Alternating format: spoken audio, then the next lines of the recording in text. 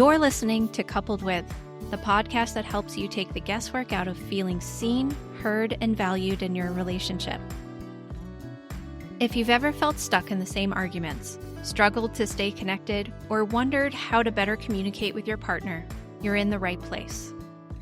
I'm Dr. Rachel Orlick, a couples therapist and coach, and together, we're going to make relationships make sense. Let's dive in.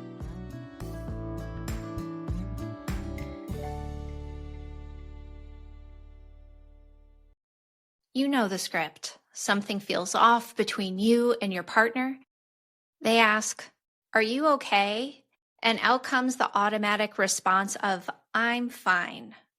Maybe you tack on the forced smile or a quick subject change, like you can will the tension away if you just act convincingly enough. On the surface, it looks like peacekeeping. Inside, it feels like holding your breath and hoping that they don't push any harder. Here's the problem. "I'm fine" doesn't protect your relationship the way you think it does. Your partner senses the disconnection. They know something's wrong, but your words deny it. That double message leaves them spinning. Do I believe what they say or what I feel? Instead of reassurance, you've just created more uncertainty. And uncertainty over time erodes trust faster than conflict ever could. People reach for "I'm fine" for all kinds of reasons. To avoid an argument, to avoid being a burden, or because they genuinely don't have the words yet. They're still processing, and that part is valid. But here's the hard truth. Even if you're still sorting through your emotions, saying "I'm fine" when you're clearly not, doesn't buy you any time. It buys you more distance. Think of it like duct tape over a fire alarm. The alarm might be quiet for a moment, but the smoke is still filling the room. Your nervous system may feel like it dodged a bullet, but your relationship feels like the smoke. And if it happens often enough, your partner will stop trusting the alarm at all.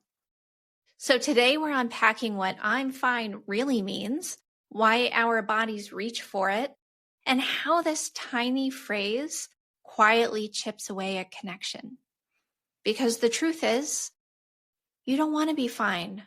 You want to be seen and understood and believed. And there are better ways to get there. "I'm fine" usually shows up in the small, everyday moments. When you're overwhelmed, but don't want to start a fight. When you're disappointed, but don't want to seem too needy. The words tumble out, almost on autopilot. It feels like a shortcut to peace, like a quick way to keep things from getting even bigger. But the reality is, "I'm fine" doesn't shrink the problem. It reshapes it. Instead of dealing with the hurt, your partner is left trying to decode mixed signals. They can see the tension in your body, hear the change in your tone, feel the distance in your touch. Yet your words deny it. That mismatch leaves them questioning their own perception, wondering if they're imagining things. My clients tell me that this is where relationships start to really feel like they're walking on eggshells. One partner keeps saying, "I'm fine," but the vibe screams otherwise. Over time, the other partner stops trusting the words at all. They feel dismissed for noticing the tension. And what once felt like a protective gesture starts to feel like emotional whiplash. There have been plenty of times in my own relationships where I've used "I'm fine" as my default. Really, it's because I'm feeling really vulnerable, I don't know how to say it, or I don't want to feel more disconnected than I did in that moment. But my husband would check in, and I'd brush it off, even when I knew I was holding something pretty big. Eventually, when I did bring it up, it was way bigger than it would have been at that moment, because I was having to deal with the hurt that I was bringing up and my partner's hurt at being told there was nothing wrong when there clearly was. And while I'm fine feels protective, it's corrosive. It buys a temporary calm at the cost of long-term trust in your relationship. Instead of showing your partner that you can be honest with them, even in small ways, you train them not to believe you. And that erosion happens quietly until one day, closeness just feels out of reach. Here's what I want you to know. Saying I'm fine isn't lying. It's not proof that you don't care about your partner or that you're emotionally shallow. It's a nervous system strategy. When your body senses threat like conflict, rejection, or overwhelm, it's going to go into survival mode. Sometimes that looks like fight or flight, but often in relationships, it looks quieter, like fawn or freeze. I'm fine is the shorthand of a system that doesn't feel safe enough to be real. Sometimes it's because you just don't have the language yet. You know something isn't fine, but you can't quite explain it. Or you fear that naming the truth will open the floodgates to some big conflict that you're not ready for. So your body buys time with those two words, and it promises calm. The intent makes sense. It's trying to protect your connection, but the impact actually becomes disconnection. Silence and denial don't reassure your partner. They leave them spinning. I can think of one of my clients. The first client would ask their partner, "What's wrong?" They would say, "I'm fine." And given their own experience of trauma from their past, every time that happened, they went back to that space where it was so unsafe for them not to read the situation correctly, where their family of origin would gaslight them because they actually should have known something was wrong when that person was saying everything was okay. And so it left them feeling really untethered in that moment, feeling like they wanted to trust their partner, but they couldn't, and questioning whether they could even trust themselves. Eventually, the phrase "I'm fine" became such a hot button that they couldn't even have conversations, or there was no trust when things were actually fine. To make this clearer and maybe a little bit more memorable, I like to say if you're fine, you're not fine. Fine stands for freaked out, insecure, numbed out, and exhausted. That's what I'm fine usually masks. And it's also what your partner feels.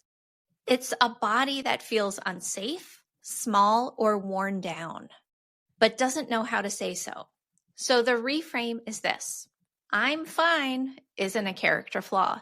It's your nervous system trying to keep you afloat, but what protects you in the moment actually chips away at your relationship if that actually becomes the default. So the antidote isn't pouring out every raw thought instantly, but it's replacing denial with small honesty. Even saying, "I don't know how to talk about this yet," is safer and more connective than "I'm fine." So why do we reach for "I'm fine" in the first place? Usually it's not about deceiving your partner.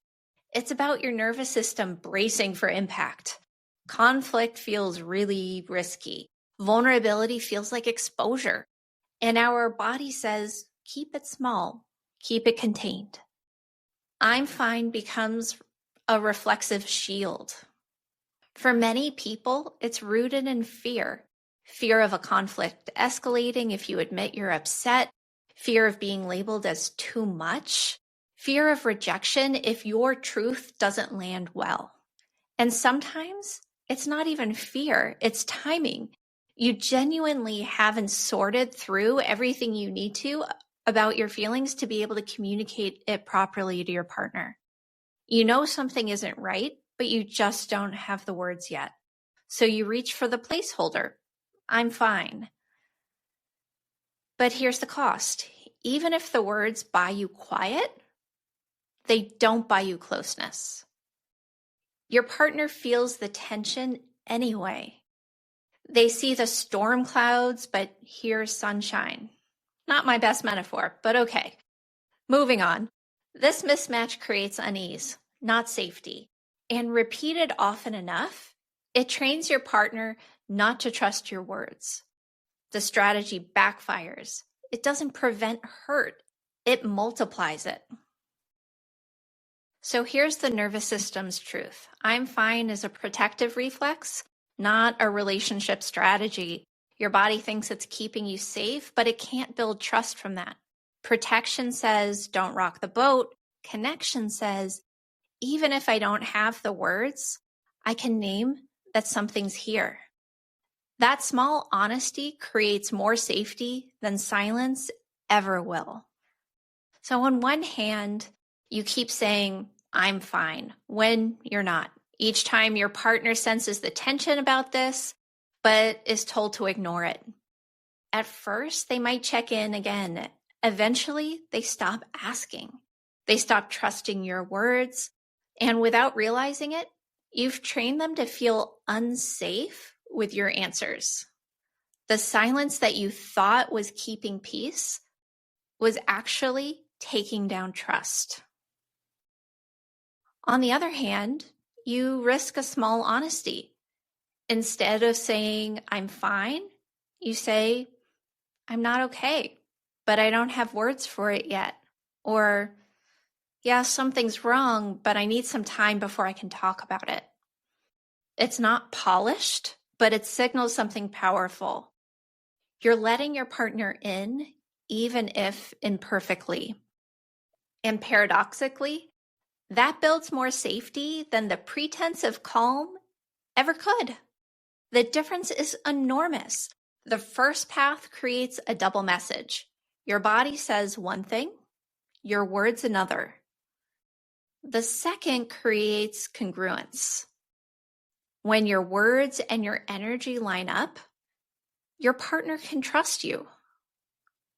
They don't have to decode mixed signals or wonder if they're imagining things.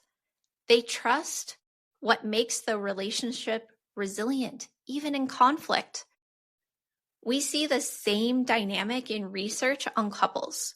The strongest predictor of long-term satisfaction isn't conflict-free harmony. It's trust that partners can speak the truth and stay engaged.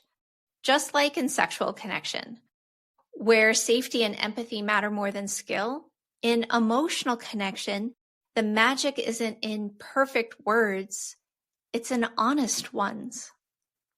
So the contrast is this. I'm fine buys you quiet, but costs you trust.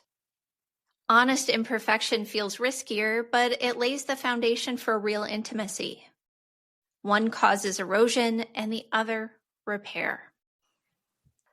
So what do you say instead of I'm fine? Because the goal isn't to spill every raw feeling the second it appears. The goal is to replace denial with honesty that still protects your nervous system. Even a small truth creates more trust than a polished mask. Here are a few simple alternatives. I'm not okay, but I don't have the words yet. I need some time before I can talk about this. I don't feel fine, but I want to circle back. Each phrase does two things. It admits that something isn't fine, and it reassures your partner you're not shutting them out forever. Another tool is to use the FINE acronym as a quick self-check. Before you say, I'm fine, pause and ask yourself, am I actually fine, or am I freaked out, insecure, numbed out, or exhausted? If you're in one of those categories, that's a signal your body is coping, not connecting. Naming it yourself helps you catch the reflex and choose differently. My clients who practice this often say that the hardest part isn't finding the words. It's tolerating the pause. Silence feels risky, so I'm fine rushes to fill the void. But if you can breathe, check in with yourself, and use a bridging phrase, you can create a moment of choice.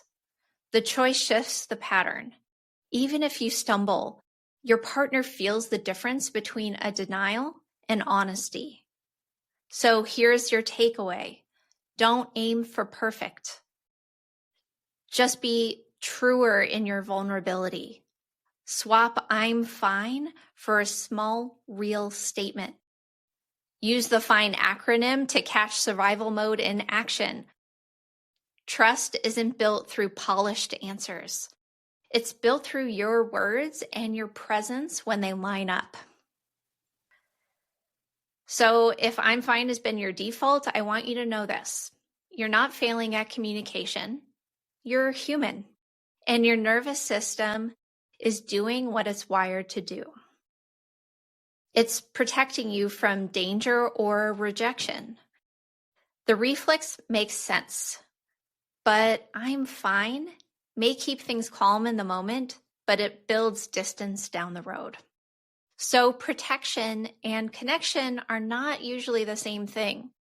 The truth is that relationships don't need something that's polished as an answer. They need congruence where your words line up with your energy. When you say "I'm fine" while your whole body signals the opposite, it chips away at trust. When you say something honest instead, like "I'm not fine, but I need time to come up with what's going on," it creates the safety that your partner needs.